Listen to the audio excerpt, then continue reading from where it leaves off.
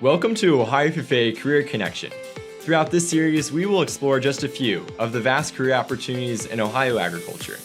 Whether you want to work on a farm or in an office, laboratory, field, or classroom, FFA prepares us to be successful.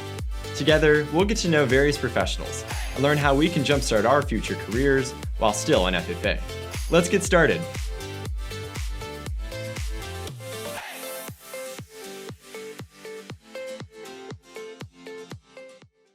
I'm glad to be talking with Ryan Cumberledge, a service manager at Koenig Equipment. Thanks for joining us, Ryan. Glad to be here. Thanks for having me. Let's start talking about your background. So how did you come to work in agriculture?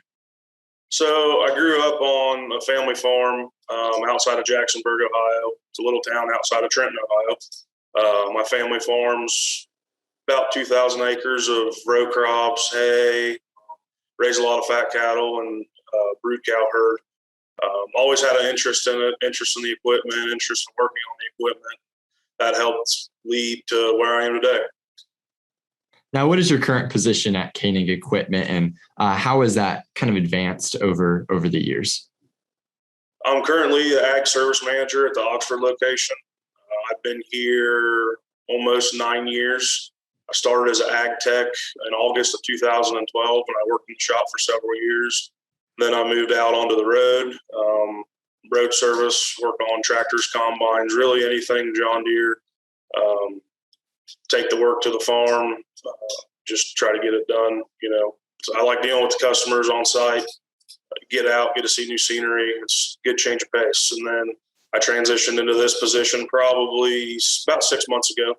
And now I'm dealing with the customers on a different level. Now, was this a career path that you always knew you were going to take? Kind of give us an insight to what you were thinking in high school. What were you involved in? What were your eyes set on?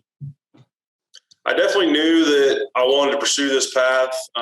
As far as agriculture, I wanted to go this way. Always had an interest in working on things. So I kind of just took that route, and then eventually realized that you get older faster when you're working on stuff and in the field all the time. So this position became available. So I interviewed for it, and it's been working out. Very cool. And now, in order to get this position, you had an associate's degree in ag diesel technology. Tell us about your time at UNOH. So I did a 2-year program up there. I did have an associate's degree in applied sciences, which includes ag and diesel. So certifications in agriculture, mechanics, and as semis, road tractors. I took both. I didn't know exactly which way I wanted to go, but once I got up there, I realized I liked the agriculture side better. So I did that, got my degree, and then applied here, and now I'm here. And does the University of Northwest Ohio have other programs like that? What's kind of the focus of that school and the programs there? So UNOH is a very diverse school. They have lots of very, very good top-level programs, anything from basic business degrees, automotive programs, diesel programs, high-performance programs. So really, you can go to there, just for, bachelor's degree or automotive technician, anything up to full-blown race cars and race teams. Now, is education required for the position you're in? Fill us in kind of the qualifications it takes to be a service manager and the positions that you manage? As far as becoming a service manager, there's no real requirements as far as a degree. Obviously, you want a little bit of a business background. A lot of the stuff you can learn, though, we try to condition some technicians to become a service manager, because when they get towards the end of their technician career, we want to advance people all the time. So it helps, the customers, the business, how our system works. The best, transition for a service manager is to start out as a technician, because it helps you more understand the product, the customer base better, and it just makes for a smoother transition on that end. You grew up in production agriculture with cattle and row crops. What was that like growing up? Was there any skills or qualities that you found developing at that time that helped you in a career you're in now? I learned by a lot of example. My grandfather was a big staple in my life, and just teaching me the basics of the farming and the cattle, and even into the crop side and the mechanic side. I mean, I wouldn't be anywhere if it wasn't for my grandpa and my family today. But as far as I learned a lot of leadership traits and management traits from my grandpa. He was a very good businessman as far as marketing crops and marketing, the cattle, when to sell and stuff like that. It's helped me on the business side of my current position now. As far as dealing with customers and managing employees, I was worked under my grandpa for years. And I really learned a lot, and that helped me, when I transitioned to this, as far as learning how to deal with people and, stay patient and deal with customers. It helps a lot. Now, was there any favorite projects you liked working on growing up? Were you working on tractors at a young age, working with ag mechanics and diesel? Tell us the kind of the progression of working on the farm and then eventually into a full-time career. So I started working on lawnmowers, small engines at a very young age. Always had an interest in tearing stuff apart. Of course, I sometimes didn't get it back together right, but that's part of learning. Into late elementary, junior high school, I started, my grandpa helped me with, I've got a collection of antique tractors that I was always tinkering with. And then that just transitioned into the bigger tractors, the bigger farm equipment. So, basically my whole life, I've always had my hands on something. What do you say, or what advice would you give to students if they want to get involved in ag mechanics, maybe on their family farm or whatever kind of operation they have? Is there one skill that you think they should have, or tell us about that? The basic mechanics is always a good thing. If you've got a niche for, just picking up tools, and you learn best by kind of trial and error. That's how I learn on, obviously, smaller things that aren't as expensive, but I've been helping with FFA, a couple programs around here the last probably 5 or 6 years, the tractor troubleshooting.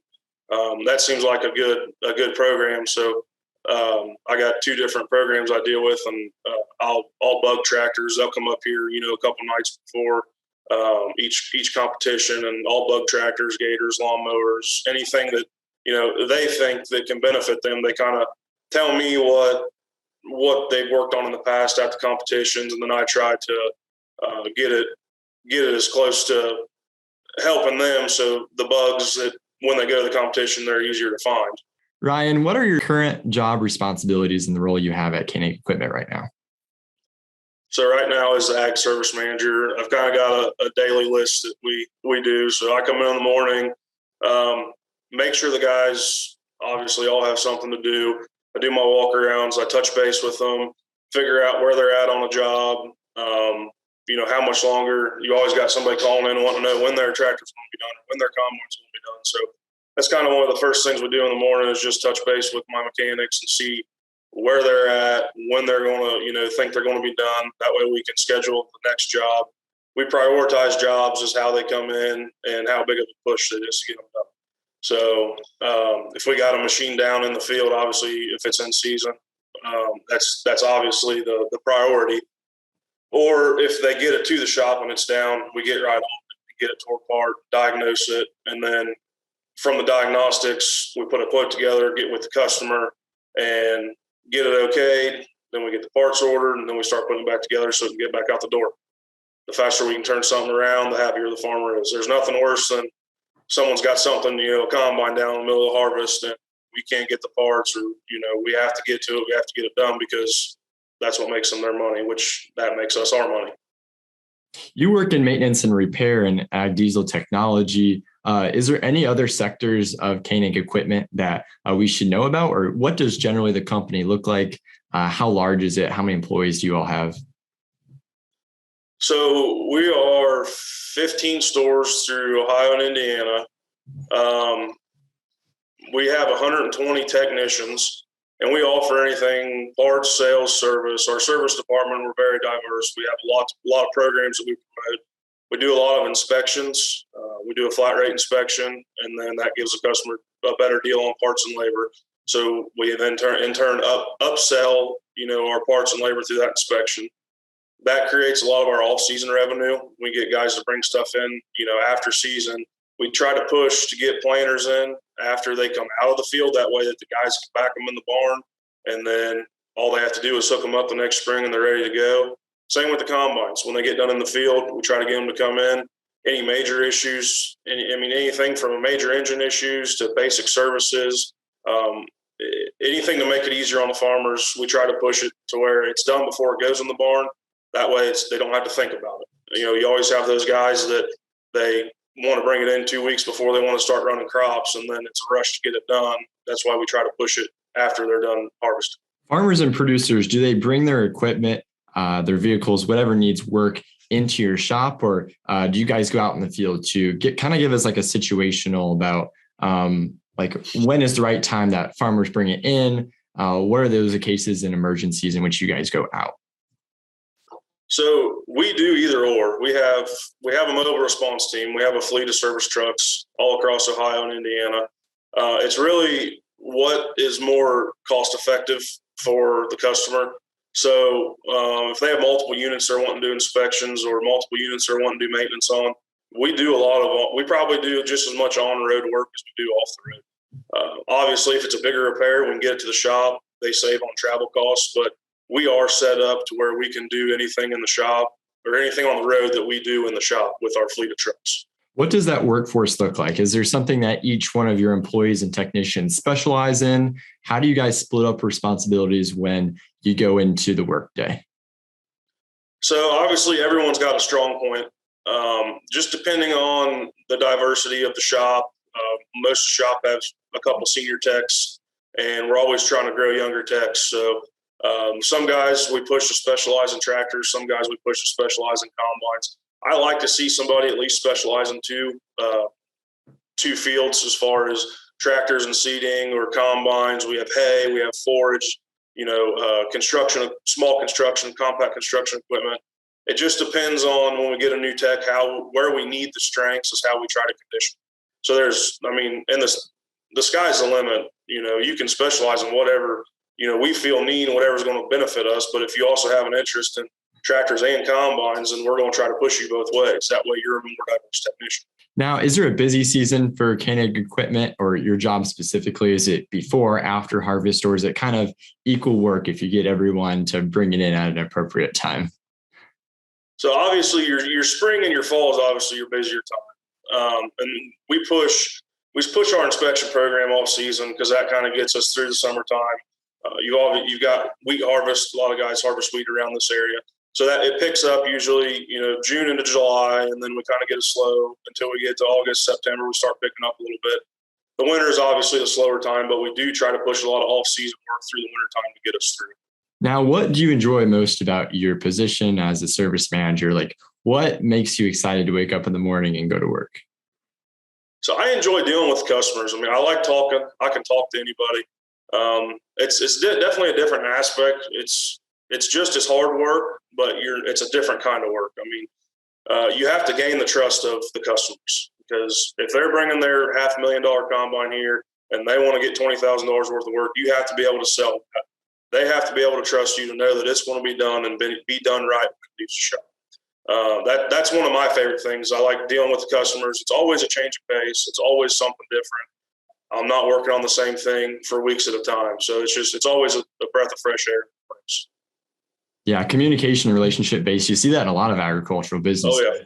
I think our industry is interconnected and we need help from everyone, especially production farming. We got researchers in the lab, and then we got folks like at Koenig Equipment fixing it and making sure we can still harvest food and whatnot. What are some of those other skills that are important to be working in ag diesel besides that customer relations and communication? What are some things that you see that are viable in the workplace? Being able to read and comprehend manuals is a big thing. And we're transitioning from obviously paper manuals.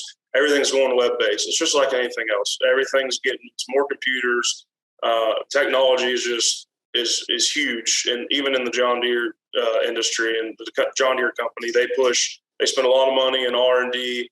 I can connect to a tractor from my desk. If a customer calls in and they have a problem, I can connect to it from my desk when it's 100 miles away and pull codes.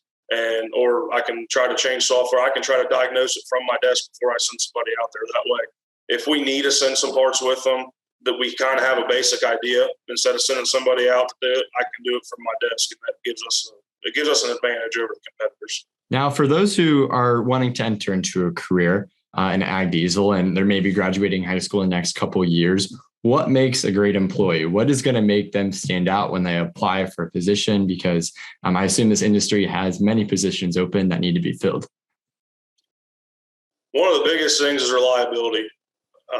Finding somebody who wants to show up to work, and when you get to work, working. Persistence is a big thing. Attention to detail, and just wanting to be there makes all the difference in the world. There's nothing worse than going to work when you don't want to be there. It drags everybody else down. I mean, a good attitude, showing up to work, and wanting to work is number one in my book. What is one misconception about your position in ag diesel or the industry in general? Well, as far as my position, there's a lot more that goes into the back end of management work than what a lot of people see. Obviously, if there's no work in the shop, that's on me. I mean, I got to keep the shop full. You have to keep work in front of your guys, but not only that, you have to go through the work orders. There's time adjustments you have to be able to do. There's a lot of quoting involved, and you have to make sure you get the quotes right. Because if you underquote something, it's on you. So Ryan, what does quoting look like? How do you go to a farmer and say, this is the work that needs to be done, and this is how much we're charging? What does that look like in a business sense? So we have a very advanced program that we use. It's what we clock onto. It's how the technicians keep track of their time. It's also our quoting program. Pretty much, we have MSTs, which is just suggested times from John Deere. So the quoting process, pretty much, if the guy calls and says he wants his engine rebuilt, I look up the parts, check the availability of the parts, because that's a big issue right now. And then I go into our program, put the parts into our program, and look up the average time. They give us average times of what it takes to do it. And then that all formulates into a paper quote, and I either email it to the customer, they come in and we go over it. And then after they approve it, we accept the quote, and it sends a message over to our parts department, and the parts get ordered, and then we proceed. What was that transition like from ag service technician to service manager? Because you had a lot of increased leadership responsibilities and business management skills. Was that kind of difficult to adapt from the beginning, and how did that fit you? It was definitely a change of pace. I always like to do something. I mean, as far as I always have to be doing something. So, and I still sneak out to the shop and work on stuff. I have to sometimes. So it works out though. But as far as the main transition, it wasn't too bad. The guys that I work with, I've worked with for years. Even the new guys. I mean, we're lucky with the employees we have, the new guys. I'm excited to kind of become a mentor to them, and I can help them. I can train them up, and they're doing a lot of the stuff that I've done, so it makes it easier for them and for me. With me making this transition, I'm here more, and if they've got any questions, we can get it taken care of, hopefully, just as efficient as if I was doing it myself. What are some of those challenges that you face as a service manager? Because you see it from the top, you see everything that's happening on the maintenance side, what happens in the field, and you probably get all those reports back. What are those challenges you face on a daily basis? We have the same end goal as the customer does. We both want to get their piece of equipment fixed. We want to get it fixed the most efficient way. There's always issues that you have, whether it be getting parts, if you need to quote more time. My biggest issue is just explaining to them and getting them to be okay with, hey, we need X amount more dollars to get your piece fixed. We tore this apart and we found, another issue inside. It's going to be this. Most of the guys are understanding. And as long as you're able to make them comfortable, and like I said, them trusting you to know that it needs to be done. I'm not just trying to sell you an extra $5,000 worth of parts because I need to sell you an extra $5,000 worth of parts. If you can justify that it needs done, most of the guys are okay with it because they realize the extra $5,000 in the shop can save them tens of thousands of downtime in the spring or the fall if their piece goes down. If there's a student sitting in the classroom right now watching this video, what do you say to them if they are considering a career in ag diesel mechanics? So if you have any basic mechanical background, there's obviously hundreds of different ways you can go with it. if you have any interest in a diesel or agriculture background, I would promote the agriculture. I've worked on both of them. I like working on tractors, and really the sky's the limit. I mean, there's always something new. There's always something new to learn. John Deere is always coming out with something new, and their training program is very good as far as keeping you up to date, because they spend the money on the research and development. So they want to push it to be able to know that their technicians, their dealerships can take care of their product. What are those options for students right out of high school? So a lot of John Deere dealerships offer an internship program. We push it very hard. We have to grow techs. I mean, it's very hard to find a good technician that's not comfortable where they're at. We don't push stealing technicians. We try to grow our own. There's Owens Community College in Toledo. We have an internship program through them. It's a 2-year program. You come to the dealership sponsors you, and you work for 2 years. You go to school, but it's for 6 weeks at school, and then you come to the dealership and work for 6 weeks. You do that for 2 years, and then you come to work for us, and it's on a tuition reimbursement based program. So, if you're a good tech, if you prove yourself, then you pretty much go to school and your education's paid for when you come to work for us, and you have a full-time job when you get out of school. Obviously, any VOTech program, I actually did an auto tech program at Butler Tech, and that helped me kind of realize where I wanted to go. We didn't have a diesel program available, so I took auto tech. I learned a lot, and I realized I did not want to work on cars, and that's why I pursued the ag diesel program at UNOH. If there's a student who just wants to get their hands dirty a little bit and just wants to kind of understand what this career is, can they reach out to companies like yours just to see what ag mechanics are? What is the best way to go about that? If it's something that you just want to see the day-to-day here at Koenig's, we can set up a job shadow. Obviously, you probably wouldn't want to shadow a service manager because it'd be, not as exciting. But we can set up a tech job shadow, and you can go ride in a service truck, see what we do, or hang out back here in the shop and work with one of the techs. If it's something that you want to pursue and you're not sure, just give us a call, and we can definitely set something up for you. If you could leave one last thing for those watching right now about your career or your journey to your career, what would that be? Never give up. I mean, if you know what you want to do, just keep working towards it. And this job field, it's always growing. There's never going to be a shortage of technicians.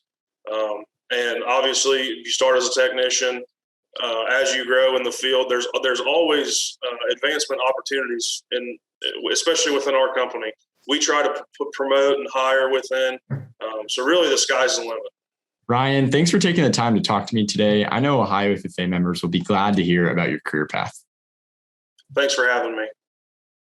FFA develops our potential and helps us discover our talent through hands-on experiences, which gives us tools to achieve real-world success. If you're interested in pursuing a similar career path to the one highlighted in this video, there's a couple ways in which you can get started. One option to dive in and learn more is through a supervised agricultural experience. While completing an SAE, you will cultivate valuable employability skills while gaining work experience as a volunteer, paid employee, or maybe even as your own boss. To learn more, talk to your ag teacher or visit saeforall.org. In addition, through career development events, you can put your knowledge to the test. Ohio FFA offers more than 40 CDEs. Here are a few CDEs that can help you further explore this career path. Ask your FFA advisor for more information about how to get involved.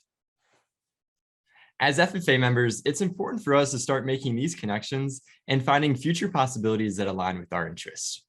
I hope that you enjoyed this episode of Ohio FFA Career Connection, which is made possible by Ohio Corn and Wheat. Thanks for tuning in.